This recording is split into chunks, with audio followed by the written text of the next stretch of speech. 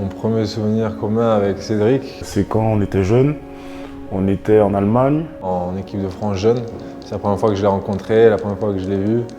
pour une compétition et il était en train de jouer avec des chaussettes au handball dans la chambre. Il faisait plein de blagues, c'était le joyeux luron de l'équipe.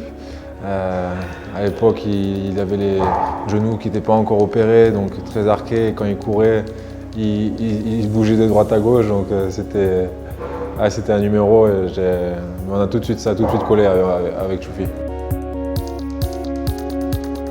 Le premier bon souvenir avec Nico, c'est en 2009, quand il y a beaucoup de personnes qui avaient des doutes sur mon potentiel ou pour le choix en équipe de France pour aller au Zagreb à l'époque. Donc lui, il est venu, il m'a dit qu'on aurait fait qu'ensemble, de ne pas avoir peur, qu'il m'aurait aidé à porter les responsabilités et qu'ensemble, on ira faire des grandes choses.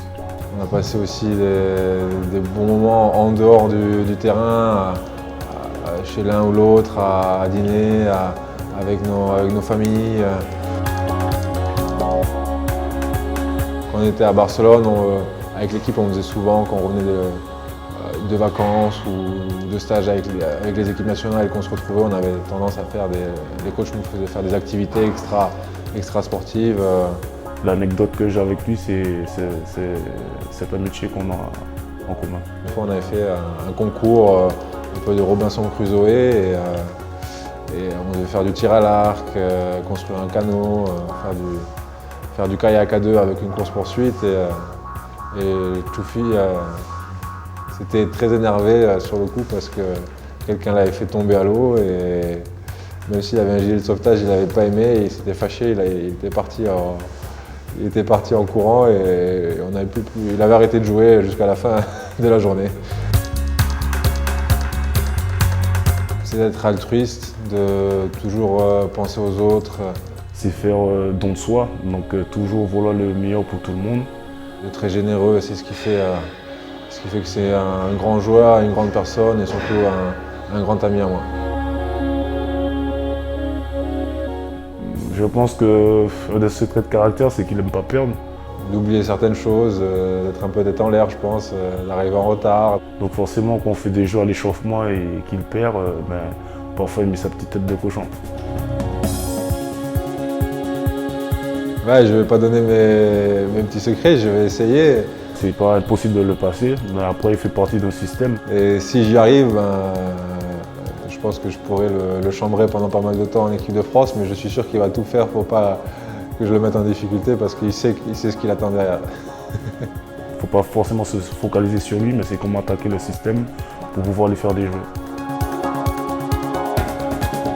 Je pense qu'il est très difficile de défendre à Nico parce que même si on fait énormément de vidéos, c'est quelqu'un qui a une lecture de jeu. Je sais qu'il y aura beaucoup de respect entre nous deux, que le match sera engagé de très haut niveau et dur et physique, mais il n'y aura pas de mauvais coups, ça c'est clair et net.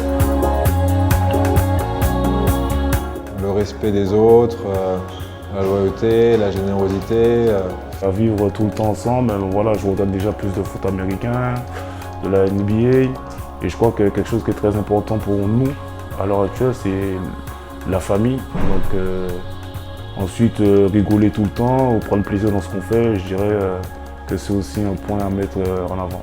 L'esprit d'équipe, la convivialité, et voilà, c'est toutes nos valeurs qu'on a en commun, qu'on partage et qui nous ont rapprochés dès qu'on s'est rencontrés.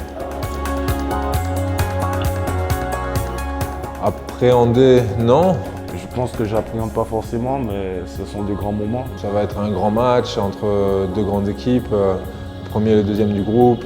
Nico, pour moi, c'est la famille, c'est comme un frère, donc forcément, j'ai énormément d'attentes et je vois ce match comme un des matchs les plus importants que j'aurais voulu jouer cette saison.